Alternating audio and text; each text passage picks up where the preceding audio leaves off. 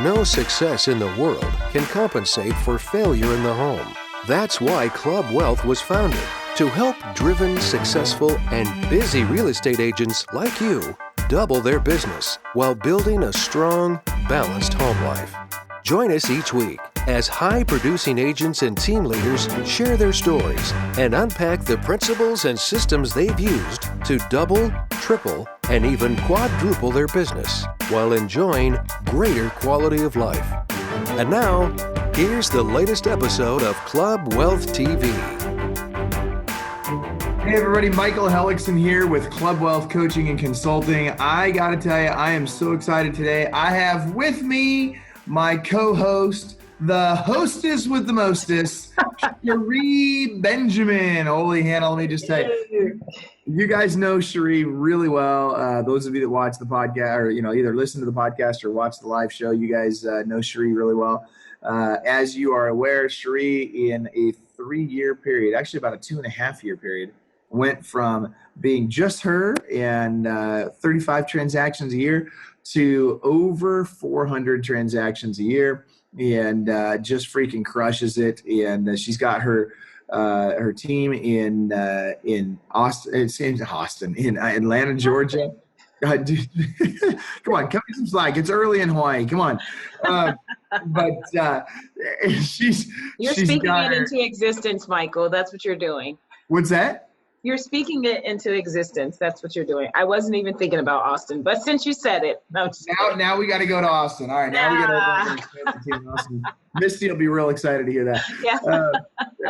So that said, Cherie freaking crushes it in Atlanta, and has about just over a 40-person team there, and now is also in Vegas. And so we're super excited about that. And as you know, Cherie and I are partners with Brian Curtis and the Expansion Services team. And for those of you that don't know me, if you're watching this for the first time, so kind of my claim to fame is for, sold real estate for just over 26 years, was very consistently listing and selling over 100 homes per month. And at one point in time had over 750 listings in active and pending status. So Cherie and I have sold a house or two. So hopefully we'll bring you some value today. And of course, now we have our very special guest, Mr. Jack Cotton, who is a specialist in the luxury market. He is in Cape Cod, Massachusetts. And in the last 12 months, did 22 transactions for about $1 million in gross commission income. So for me, back in the day, for me to do $1 million in GCI, I don't know, I probably had to close 2,200 homes to do it. No, not like that, but it was a lot. It was a lot. We had to do a lot of transactions. I think our average sales price was between $225 and $275. Eventually, toward the end of my stint there in Seattle, we got it up to just over $350. But man, I got to tell you, it's nice to have somebody on that's doing a lot of luxury. I'm excited to hear your thoughts, Jack, on the luxury market and what you're doing differently that is leading to your success. So welcome to Club Wealth TV. Thank you for having me. It's a real treat to be here today. Absolutely. Absolutely. Well, tell us a little bit about luxury. What is it that sets you apart? What is it that you're doing differently that's leading to your success? Well, just understanding what is luxury, what is the definition of luxury, and then living that definition and giving people what they want as they meet that definition. Luxury, by very definition, is rare, it's scarce, it's expensive, it seeks perfection, it has integrity, and it has a history. And so any product you can think of that's luxurious meets that definition. And that's what people in the high-end market are expecting, and that's what I have to live up to in the conduct of my business. Very interesting. Okay. Oh, go ahead. I'm sorry. It looks like you had something. In other words, that means as real estate becomes more and more generic and the public sees real estate agents as being more and more generic, and as the online world tries over and over again to creep into our space and take over our space, the rush for many agents to become more generic is really self-defeating. In the high end, you cannot be seen as a generic person. You must be seen as unique and different and bringing value and adding value, or else you're just not going to be successful and people are going to find you to be irrelevant. So what is it that makes you unique and how to convey that to potential clients? Well, first of all, in the high end, the higher you go in price range, the more people want to deal with experts. Now, Wealthy people have experts in every aspect of their lives. They have medical experts, they have financial experts, they have tax experts, they have legal experts. They want to know that their real estate agent, and by the way, I try to be seen as a trusted real estate advisor rather than a real estate agent, but they want to know that I'm an expert. And there's 5 critical areas of expertise that they expect me to be really good in. I need to be really good at markets and value, really understand the market and the benchmarks of my market. I need to be an expert in pricing. How does the market, how do market forces really converge on a particular piece of property? I need to be an expert in market preparation. Some people use the word staging. I use the word market preparation. So I am a market preparation expert. Next, I have to be an expert in marketing. And lastly, and most importantly, I have to be an expert in negotiation. That's where I really obsess over, because, you know, while it's a big deal for me to sell a house for 5 or 10 or $19 million, the buyers and sellers in those transactions are typically doing transactions in hundreds of millions, if not billions of dollars. We have transactions sometimes where we have a billionaire on both sides of the transaction, and I always feel outgunned. So I'm obsessed with being a negotiation expert. So, but those are the 5 critical areas of expertise that I think are required to be successful in this segment of the market. Interesting. So tell me what those, so is pricing. What was the second one? Well, pricing is the second one. Markets and value is the first one. Pricing is the second one. What's your process for pricing? And, you know, the funny thing is that I enjoy watching the luxury real estate shows on TV, like I'm sure lots of people do. The hard part is that some of our clients actually watch those shows and they think that that's the real thing. So we know that people in the high end need to know how we come up with our price. We just can't walk into a house, you know, and look around like this and say, yeah, this should be 4.5 million. The people need to really understand what's our process for coming up with the price. What's our pricing expertise for coming up with a suggested go-to-market price? And that's a real point of difference between ourselves and our competition.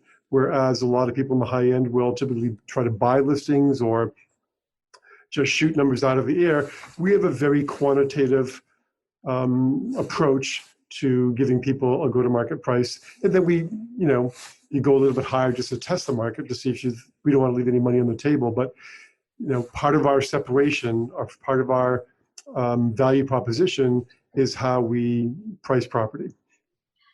So tell me, oh, go ahead, Sheree. I was just going to ask about, I'm really interested in hearing about the marketing prep that you do when it comes down to a luxury listing and getting that listing. The prep that, and you're correct, there is a lot that gets watched when people, our consumers think of luxury, they think of $1 million listing, pick one of the cities that they have it in. And that's what they think that happens, and they expect big extravagant brokers opens and open houses. Is that the same type of expectation that you're seeing that your clients are bringing to you? Or yeah, to some extent. But when we talk about market preparation, first of all, up here in the frozen Northeast, a lot of our homes they're run down. It's like second and third generation owners are selling the property because, you know, grandparents bought it or parents bought it. Like I was showing one yesterday that, you know, it's really run down. I mean, peeling paint and its foundation's kind of squishy and all that stuff. It's $5,450,000, and you probably have to spend another $2 to $3 million to make it into a nice summer house. But how do you prepare a home like that for the market? Market preparation. You know, you're not going to stage a home like that. Look up the word staging in the dictionary. Staging means fake, contrived, manipulative, not on the level. You know, it's play. It's like a play. Market preparation is getting the home ready for the market. You know, it's also staging is what everybody else does. And if I'm going to differentiate myself from everyone else, I can't be hiring a stager. I need to be the market preparation expert myself. I don't know of a single stager who's ever walked through a home with a buyer and seen what makes the buyer's eyes light up as they go through the house. I've never known a single stager to walk through a home, and notice what makes the buyer's eyes glaze over. So I wrote this little booklet thing that I give to my sellers, and it's called A Tale of Two Houses. And it talks about 2 homes that came on the market at the same time. One sold in a month and one sold in 13 months. What's the difference? Well, one was prepared for the market. And It was easier for a buyer to fall in love with that house. It wasn't staged, it wasn't fake, it wasn't manipulative. It was based on my experience, my 45 years in the business of noticing what makes the eyes of the buyer light up when they go through a house. And then we create a checklist with 52 pages around that. And part of my value proposition is that I believe that if you follow the directions of my checklist, you are going to get 2 to 4 points of additional sales price on just that one USP. So, okay. So, and is that, by the way, is that checklist something you're willing to share? I would share how to create a checklist. I don't share my actual checklist, but I have a PDF on how to create a checklist with examples and screenshots from it if somebody wants it. Perfect. Okay. So hopefully what we'll do is we'll talk to the team. We'll get them to add that download on our website there so that that's available for folks. But I'm curious. So that really I want to dive a little bit deeper on the difference between staging a home and the market preparation. And the reason I'm asking this is because, I mean, isn't it kind of just semantics? It kind of sounds like just semantics of, well, it's fake to put a flower on the coffee table, or it's, what is it? What's the fake part? What's the Well, because a lot of times, stagers, I think a lot of times are staging for each other. It's kind of like that Van Morrison song where, people are all dressed up for each other. Whereas I'm preparing the home for the profile of the perfect buyer for this home. And for example, I remember we had a house for sale several years ago. It was a spec house. I think it was like 2.9. And the owner was the builder was the spec builder. And she was also a stager and then brought in another stager. And we finally sold the house. But the difficulty we had with a buyer was that it looked like they were trying so hard. The buyer is like, why are they trying so hard? Are they trying to hide something here? What's going on with this house? Why are they burning birch logs in the fireplace? Why is there apple pie baking in the oven? Why is there, nobody lives like this? What's going on here? It's a distraction to having someone actually fall in love with the house. And by the way, if I'm competing with you for a listing and you hire a stager, well, then I've got to get a better stager. And then you've got to hire Martha Stewart, and there goes your commission. So basically, I may bring a stager in who works under me, but the second I bring in a stager, I risk losing control. And when I'm dealing in the high end, I give the appearance of not really delegating all that much. I'm the air traffic controller who oversees everything that takes place for that house. I am the market preparation expert. If I feel that a stager is necessary to, for example, deck out one particular room, well, that staging occurs under my direction, under the heading of market preparation. And you're right, it's semantics, but guess what? Words matter, especially in high-end real estate. Interesting. Okay. All right. So let's go back to, for a moment, let's go back to the markets. AC said markets and value and pricing and how those are two different things. Talk to us about that. Well, markets and value is sort of the macroeconomic aspect of your particular marketplace. What are things selling for per square foot? What if you're on the waterfront, what are things selling for per front foot? What are things selling for as a percentage of their property tax assessment, which is a great benchmark in every state except for California and Florida? What's the list to sales price ratio? What's going on in your marketplace? Who are the prevalent architects? Who's living there? I know that in my marketplace, 85% of the buyers over $1 million are typically from the financial services industry, coming from inside the 495 belt as it wraps westward around the city of Boston. That's called mapping your market, really understanding your market. And it does two things. Number one, it gives you that base of knowledge that people in the high end are expecting from you, but it also gives you something you can actually provide as a service to gatekeepers of the wealthy people in your marketplace that will help you get more business, more listings, and potentially more sales as well.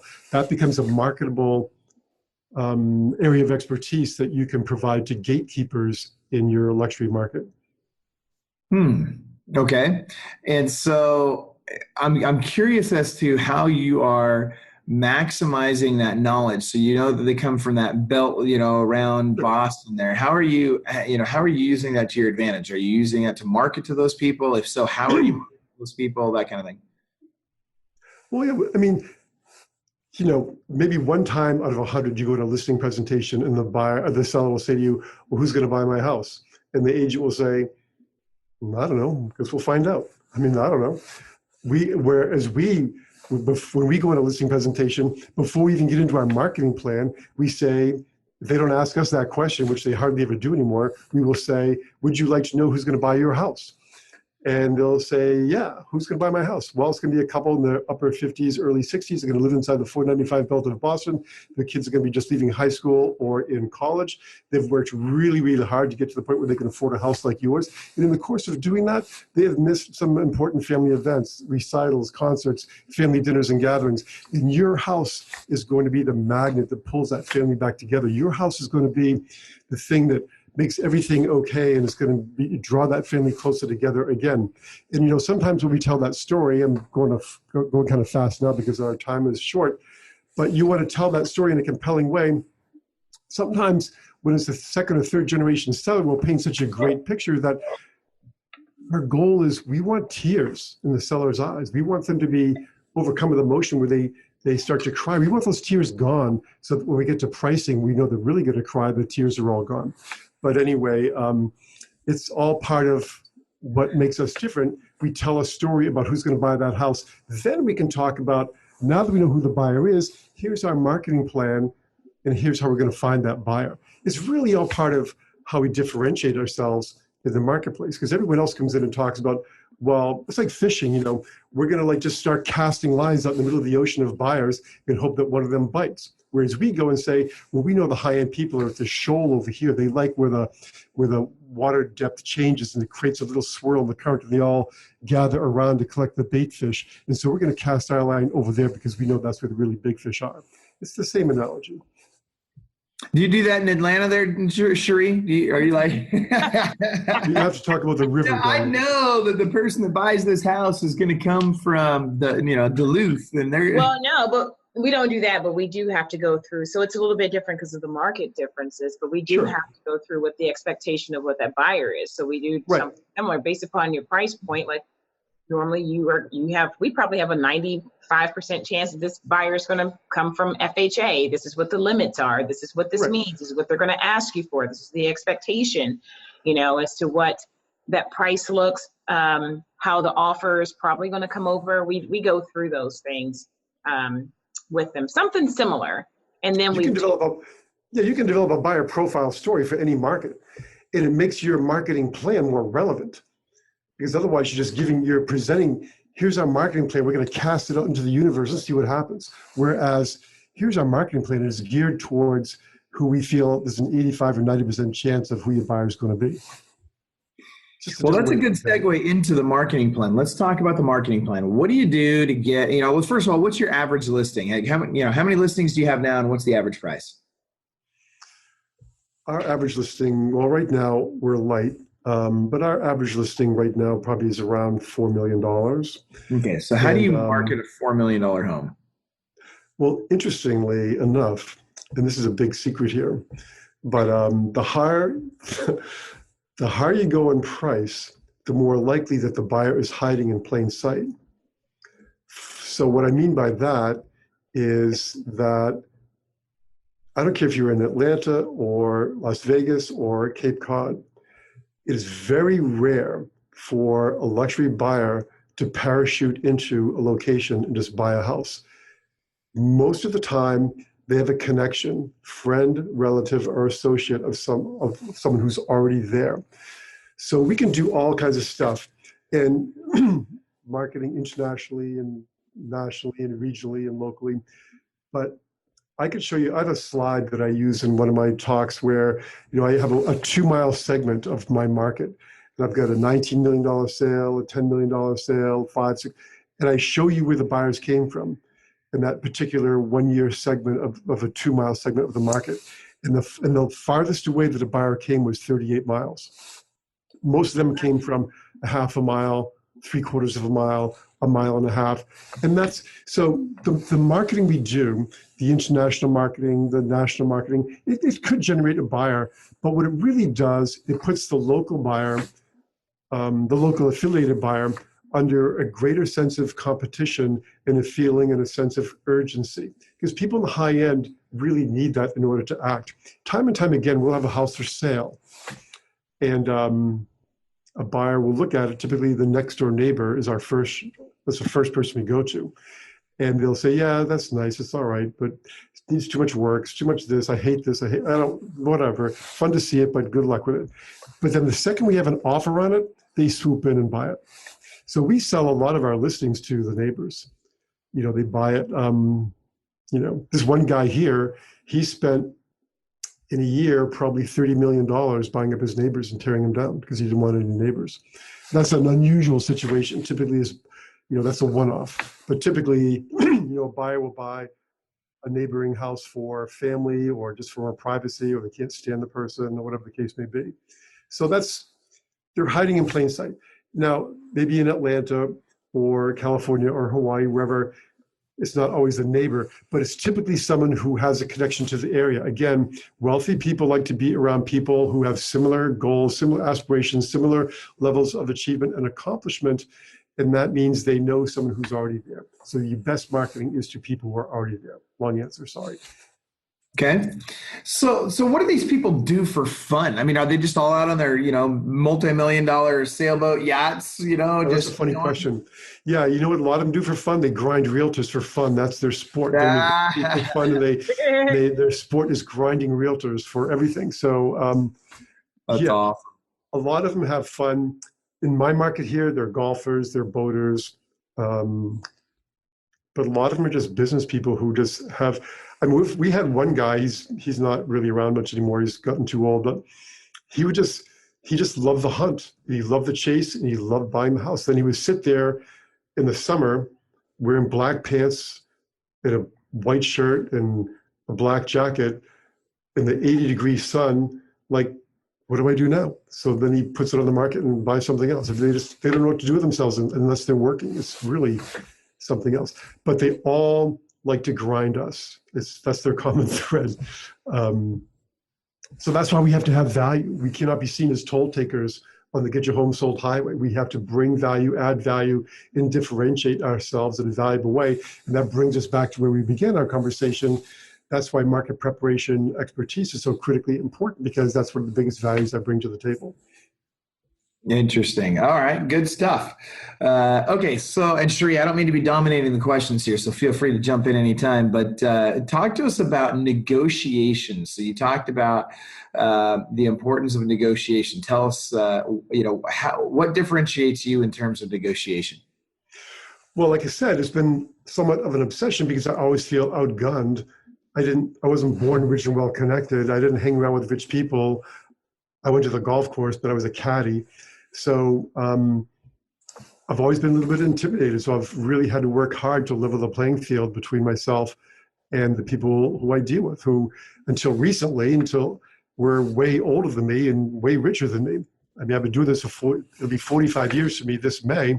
So when I started out, as 21 years old, everyone was way older than me. Now they're all younger than me, which I don't know when. I'm not sure when that exactly happened, but all of a sudden I woke up and noticed that, hey, they're not older than me anymore. They're all younger than me.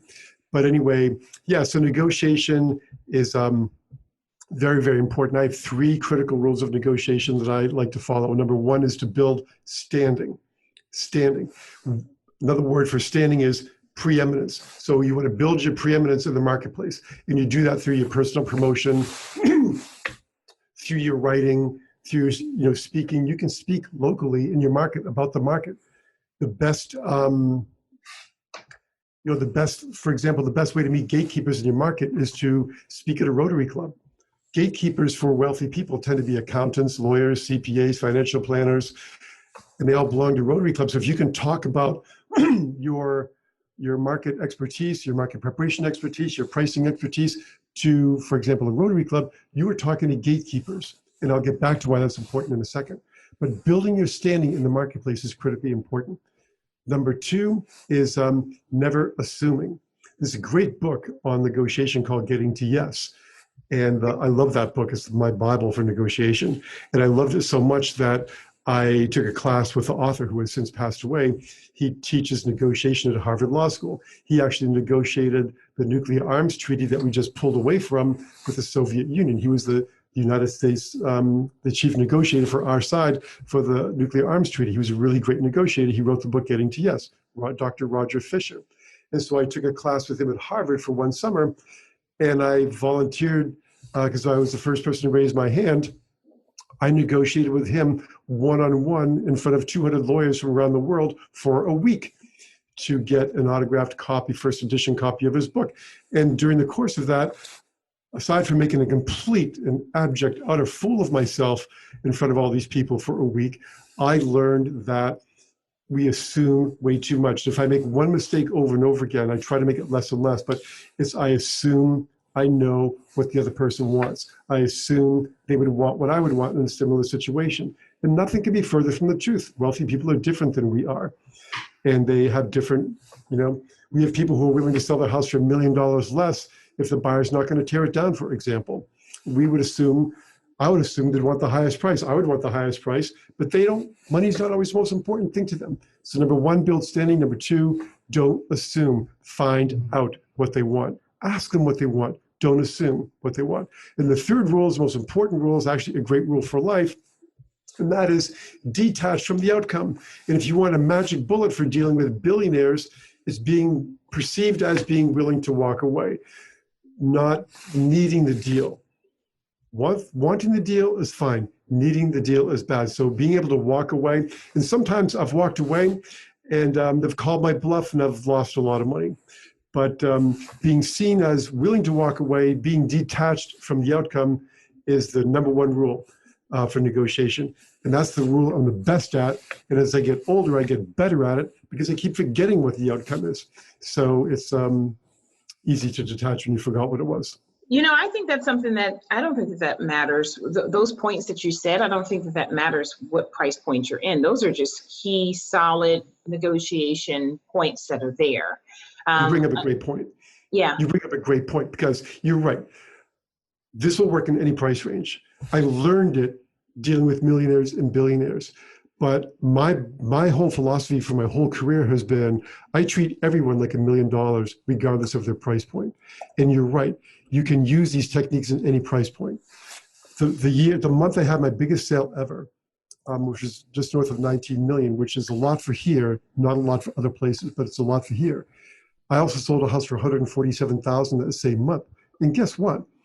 That $147,000 sale had a greater impact on the life of that seller than did the $19 million sale, because it was one of tons of houses that she owned. But the $147,000 seller was able to pay for end-of-life care that she otherwise would not have been able to have. And it made the end of the rest of her short life, the months she had remaining, better for her. It was life-changing for her. But that's a great point. Thanks for bringing it up. So so we've got a lot of people who listen to this, and I always like to, once we go through such as what we've done with you, the markets, the value, the pricing, the market prep, the marketing, the negotiation, have our mind wrapped around luxury. And this sounds so great, but a lot of our listeners are not there and they're trying to crack into the luxury market. Right. So right. What do you think are the best tools for an agent who's looking at getting into the luxury market? Right. Well, first of all, you're exactly right. A lot of Asians sit on the sidelines of luxury real estate in particular, thinking that they had to be more rich and well connected to break in. And there's a thing that I call the big O, and that's the big objection that paralyzes some agents. And that objection is, so Sherry, how many $1 million homes have you listed? How many $1 million homes have you sold? How many homes have you listed in Buckhead? How many homes have you sold in Indian, what's it called? Indian something? Yeah. And the answer is zero. And so you don't know how to answer that. And so you don't want to go and have that appointment. And what I tell agents is that, and I learned this from doing it myself, is that hit it head on. I have never sold $1 million house before. I've never listed a home in Buckhead over $1 million. But here's what, Mr. and Mrs. Seller, I plan to break into this market, and I plan to make my mark on this market on the listing and sale of your property. In fact, this can be the last thing I think about every night before I go to sleep, and the first thing I think about every morning when I wake up. I'm going to make my mark on the sale of your home. In fact, I pledge to you that I will not take another $1 million listing at all or in your neighborhood until we have an accepted offer on your house. Let me ask you this, Mr. and Mrs. Seller. How does it feel to have somebody this driven, this motivated, this just driven to get your property sold? So you have to understand that the people you're competing with have 6 or 12 luxury listings, and they have a sense of entitlement that comes along with that. And they're probably not even showing the properties themselves. They're delegating it. So if you go in there with that approach, especially with a self-made person, this works less successfully with second and third generation wealthy people, but with self-made people, they will see a little bit of them in you, and they will take a chance. You need to find that maverick in the market who's willing to take a chance on the agent who's audacious, who's driven, who's hungry, and who really wants to make it happen, and who will give them that personal one-on-one attention that they crave in all aspects of their lives. You know, the phrase, you'll always miss 100% of the shots you don't take comes to mind, right? To put it into basketball. Nothing's 100%.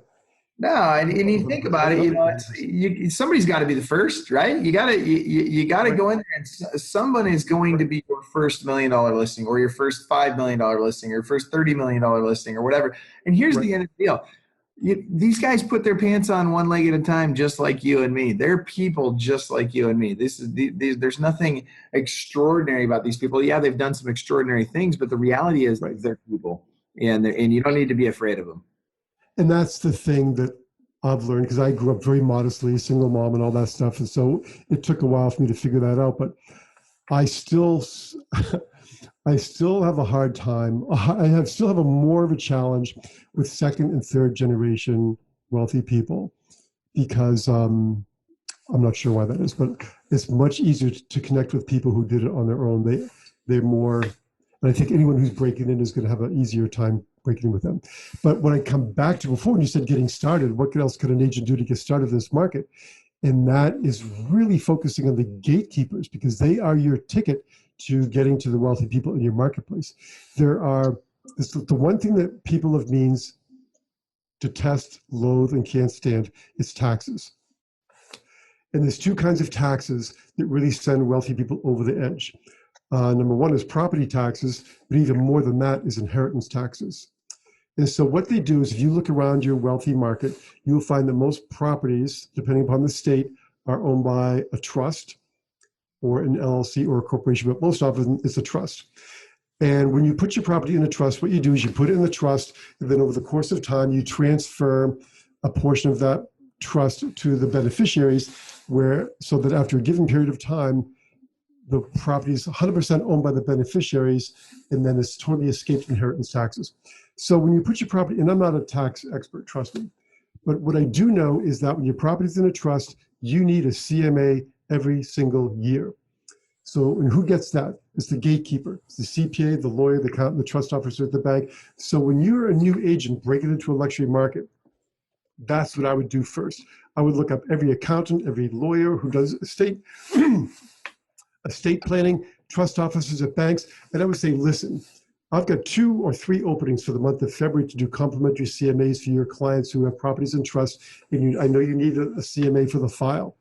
And I'd be happy to do that for your clients. I can do 2 a month, I can do whatever the case may be. And that's how you get in the door. When they start to see your name on those CMAs year after year, that's how you start to build a luxury following among the gatekeepers. And then when the need arises, you get a sale.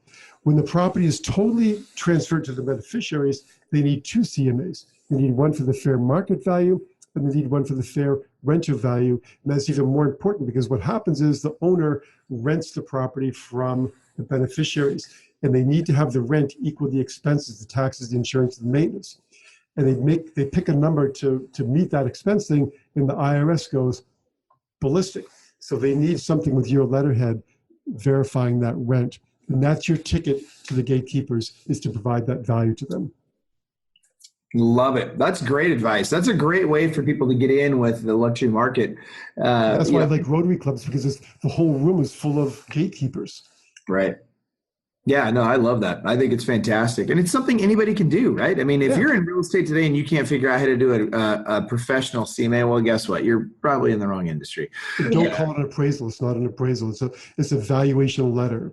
We call it a valuation letter. Sometimes an attorney, we were talking to an attorney the other day. In fact, I'm going to follow up with him, because now's the time of the year when we're doing these. And we don't do it. We're not appraisers, but you don't need to be an appraiser to do a letter for the file. Yep. That's awesome. That's great stuff. All right, Cherie, what other questions do you have for Jack today? Thanks, Michael. Yeah, let me just put you on the spot. Actually, while you're formulating your next question, let me just ask you this. So I want to come back to marketing real quick. We talked a little bit about marketing, but I want to go a little bit deeper. So if you could say, what are the 3 top things you do to market a luxury listing? What are they? Well, first of all, we have 1.5 seconds to capture somebody's attention online. So, if I'm differentiating myself from the other agents in my marketplace, they'll all say, well, we have a great photographer. A lot of us use the same photographer. And so I'll wrap it, I'll create a USP, which is I art direct the photographer, and then I'll wrap it in a story. So I'll say to the seller, everyone has a great photographer, and they all have great cameras. Craig has a Nikon, and Lauren has a Canon, and she knows what every single button, readout, dial, lens, she knows every single thing in that camera, and she can make that camera sing. But you know what, Mr. and Mrs. Seller?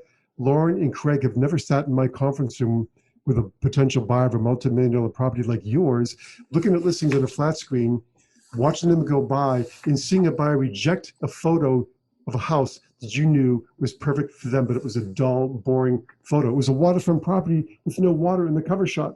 So, Mr. and Mrs. Seller, Lauren and Craig don't get to take a photograph of your house until I've looked through the lens of that camera to make sure it's going to capture somebody in the 1.5 seconds that we have to grab their attention online. People are looking for reasons to reject listings when they look at pictures online.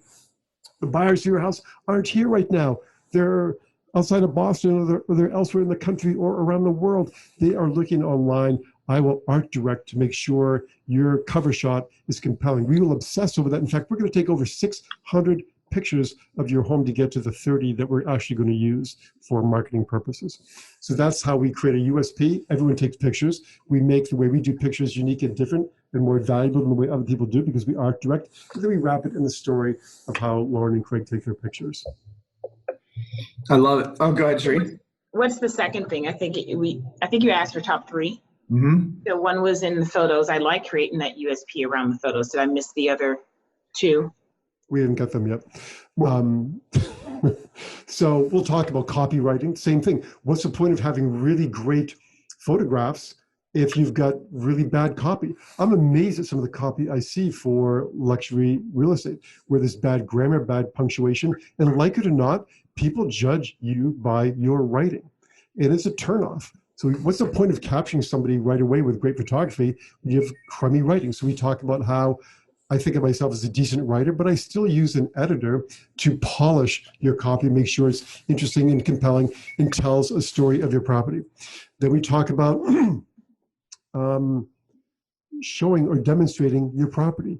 We just don't show your property, we demonstrate your property. And here's the thing, Mr. and Mrs. Seller, I am present 90% of the time for the showing of your property. The higher you go in price range, the less showings you're going to have. It only makes sense, right? So every showing really needs to count. Aside from you, no one's going to know your property better than you, than I do. And we demonstrate the property. That means in the summertime, if we need to, we show the property by boat. We make them a part of it. Or we put a boat on the property. We were selling a property for $13 million, and the beach was across the river. And the buyer, the wife of the buyer, was nervous about, well, I've never driven a boat. So we put a boat there, and we put it behind the wheel of the boat and said, turn the key, off you go. She had a smile this big to bought the house. So demonstrating the property is critically important. We listed a 9-acre island here one time for I forget, it was $9 million. And I knew who the buyers were. And I knew their agent. His name was also Jack, a different Jack. I said, Jack, you've got to get them over here. And they looked at it online. They looked at the tax maps. They looked at the Google Maps. And they said, oh, too many trees, too desolate, too this, too that. We don't want it. They wouldn't even come look at this property yet. I knew they were the right people for the property. And then one day on 4th of July weekend, the other Jack said, hey, they found the property they want to buy. Would you be willing to take them out on your boat to show them the property from the water as a favor to me? I'll pay for the gas. I said, don't even worry about paying for the gas. I'll take you out there. So I took them out there. I showed them the property they wanted to buy. And then I said, the tide has changed. We have to go home a different way. And so we went home a different way. And I took them to the island, and I showed them the island from the water, and they bought it. So those are great stories. We don't show property, we demonstrate the property. We immerse them in the lifestyle that comes along with the property. We do what it takes. And we had another house that the agent couldn't sell. It had a water view, and the neighborhood association beach was down the road. It's too far to walk. And once you put somebody in a car to go to the beach, you lost them. So we rented a really cool golf cart, put a surfboard on the roof, and we drove the people down to the beach in a golf cart. Big smiles the whole way they bought the house. We immerse them in the lifestyle of the property. We don't just show property. That's the real point of difference that we have. Yeah. That's huge. I want to ask a question just back. I heard you mention it, but I want to just talk about it a little bit more when you said that sometimes you have to test the market. So one of the things when we're in a lower price point is that you take every listing. So I know that, or I'm going to say this, I'm going to assume that sometimes taking the listing in luxury is not a $10,000 difference. When you're only, you're priced $10,000 or $20,000 too high. So when you have a seller that is unrealistic with their price, how do that never happens. I'm sure. How do you handle that scenario? Number one, I'm happy to take an overpriced listing if the motivation is there. So a lot of times we're dealing with several siblings or heirs, like 3 to 4 or 5 heirs sometimes, and typically 1 or 2 of them just doesn't get it. And so it's like a fine wine. The listing has to come into its own. And so, but if the motivation's there, we'll do it. Because quite frankly, you can list a home at the right price in any price range. If the motivation's not there and you bring a full price offer and they say, yep, that happens. So really it comes down to what's their motivation. I have a great, well, I'm sure you know this question too. The number one question to test motivation of a seller is, what are you going to do when the property sells? And if they cannot answer that question, that's a sign of low motivation. I know though, when there's 3 to 5 heirs or 2 to 5 heirs to a property, the motivation is the fact that, they can't afford the $50,000, $60,000, $75,000 a year in property taxes we have here for a vacation home, and they need to get it gone. So when you take that, how do you test the market with them, or do you use that tactic with them of testing the market? Okay, so you want to list it $1 million higher than what your price per square footage and condition and everything calls for. How are you testing the market with them with that? Or is that something that you do? Yeah, absolutely. In fact, as part of our listing presentation, we tell them we are going to test the market. And today we can test the market like we never could before. Number one, we look at the web stats. My experience tells me that for every 1,000 views online, combined views, 1,000, I should have one person physically through the door. So we tell them that when we're signing the listing agreement. If we see Realtor.com, Trulia, Zillow, add them all together. If we have 5,000 views in the month of February, we should have 5 people through the door. If we don't have that, that is the market rejecting our value proposition. So we want them ready for that. We also, we all have our feelings about Zillow, but the one thing we use Zillow. And I have Fortune 500 CEOs who are looking at Zillow. It makes me crazy. But what we really look for on Zillow is how many people saved it to their shopping cart. So when I see a home for $4 million, it really should be $3 million. Sometimes I'll see 47 saves. That's a lot of saves. And I'll explain to the seller, why do you think people save a listing to their shopping cart? Well, yeah, they want to know if something changes. What could possibly change? Not going to be the view. It's not going to be the acreage. It's not going to be the condition, the square footage. I'll bet it's the price. They're waiting for something. That's 47 people telling us that they're not going to come and see it because they don't think it's in the zone yet, pricing zone. So we use stats from the web. It's very critically important to explain that to a seller when you're signing the contract, because if you bring it up 30, 60, 90 days into the listing, they think you're making up rules of the game as the game progresses. That's awesome. I love that. I like that one. Yeah, I do too. That'll work in any price range. Jack, we're running out of time. We treat everyone like $1 million regardless of the price point. Say that again. This all works in every price point. We treat everyone like $1 million regardless of their price point.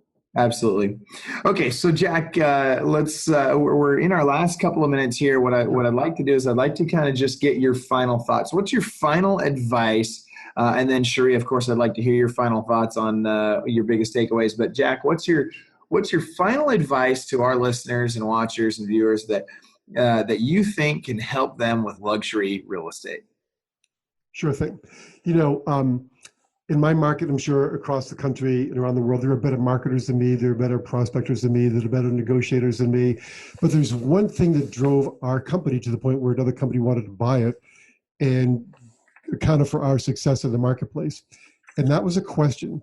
It was a question we asked ourselves 10, 20 times per day, because in real estate, in luxury real estate in particular, there are forks in the road. Oh, should I do this or should I do that? But we have this one question, and we found that when we ask this question, then we answer the question, we could answer any other question. And that question is, what is in the best interest of the client? And we found that when we ask that question, it answers any other question anyone else can ever come up with. And we could answer that question better than anyone else in our marketplace. And it accounted for where we may not be as good, maybe sometimes we're not as good a marketer or not as good a negotiator, whatever.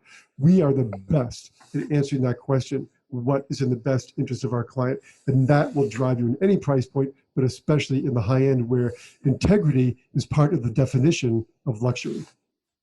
Love it. Awesome. Okay. And Cherie, final thoughts. Well, one of the biggest things that I'm taking away is that luxury, with the exception of the second and third generation, but luxury, a lot of luxury listings is a lot of, it's solely that it's a higher price point. If you're treating everyone the same, just as you said, if you're treating the person that you're selling at $100,000, the same as the one that you would sell at $2 million, the same, then, and you're doing the same exact steps when you're going through that process, then luxury listing is not going to be very different for you. You just have to take that opportunity when it presents itself. So when it presents itself, you are stepping things up. You're doing a different level of brochure. You're doing a different level of, internet marketing. You're doing a different level of demonstrating the property. But you're right. The principles are the same. The principles is what I'm speaking of. So those things are there. And getting in the door, the one biggest takeaway that I've gotten from this is get to know those gatekeepers. Understand who the gatekeepers are. They're your ticket. They are your ticket to the high end. Mm-hmm. They are your ticket in. And it makes me think of a lot of people that I know that are in luxury, and how they got into luxury was through gatekeepers. Absolutely. Love it. Thank you very much for that. Cherie, I love that. Those are great takeaways. My biggest takeaway from today, and thank you, Jack, for reminding us of this, is the importance of really of developing the experience, helping them really be a part of the lifestyle of that property as you're showing buyers the property, et cetera. And I'll give you an example, and this is an example from a long, long time ago. A guy named Froy Candelero was out, and he was going to a listing appointment. He's trying to get these, trying to get into this appointment. They were struggling to get the appointment set with the couple, but he knew that they were home for some reason, and so he said, "Look, if I can't set the appointment, I'm just going to go in big." So he literally rents a helicopter, flies over, and he's literally hovering over their house in a helicopter. And he says, "Hey, can I land in your backyard?" And they're like, "What are you talking about?" He's like, "Look up. I'm in the helicopter. I'm here for the listing appointment. I want to come take a look at your house. Can I land in your backyard?" And of course they said yes. He goes in, he gets the listing, the rest is history.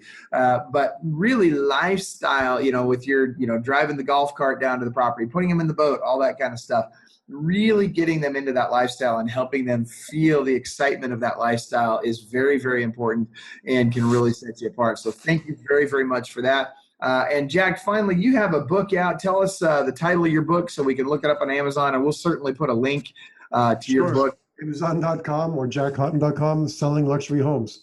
Selling Luxury Homes. All right, great. And I would assume that to get a hold of you, people just go to jackhoughton.com. They can find you there? Yeah, Jack at jackhoughton.com or jackhoughtonrealtor.com. So yeah, you have referrals. You have people coming to Cape Cod. Send them here. I love it. Fantastic. Well, Jack, thank you so much for spending time with us.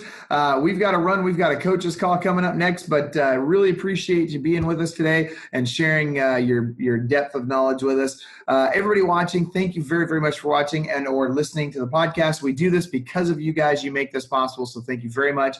And for those of you that enjoy this on the podcast, make sure you subscribe to the podcast and tell others that you know to subscribe to the podcast as well. Maybe share the link with them. We would really appreciate it. means a lot to us here at Club Wealth. And if you haven't already done so, reach out to Club Wealth. We'll, do one of those annual strategy sessions for you. We'd love to spend 55 minutes on the phone, one of our coaches with you, going through your business and really helping dial in what is going to get you to that next level in your next 12 months. Have an awesome day, everybody. And remember, inside each one of you is a world-class beast just dying to get out. So choose to unleash that beast today. Take care, everybody. Bye.